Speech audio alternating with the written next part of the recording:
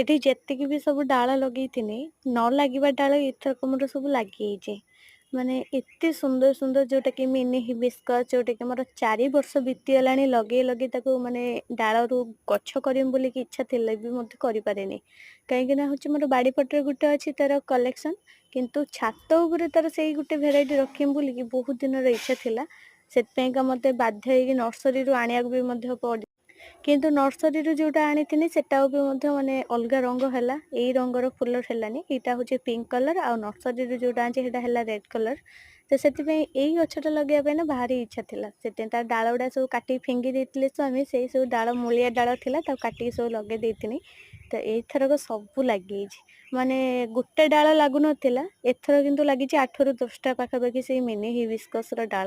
ତା ସାଥିରେ ମୋର ହଉଛି କିଛି ସୁଗନ୍ଧରାଜ ଲାଗିଛି, ଆଉ ଯେତିକି ଧଳା କନିଅରୀ ଲଗେଇଥିନି ଲାଗିକି ପତ୍ର ଦେଇଛି, ଆଉ ବାଇଗଣୀ ଯୋଉ ମନ୍ଦାରଟା କିଣିଥିନି ନୂଆ, ତାର ଗୋଟେ ତଳୁ କୁଆଁ ବାହାରିଥିଲା, ସେଇ କୁଆଁଟା ଲଗେଇଥିଲି ସେ ବି ଲାଗିଛି, ଅପରାଜିତା ବି ଲାଗିଛି ଡାଳରୁ। ଏତିକି ସବୁ ଲାଗି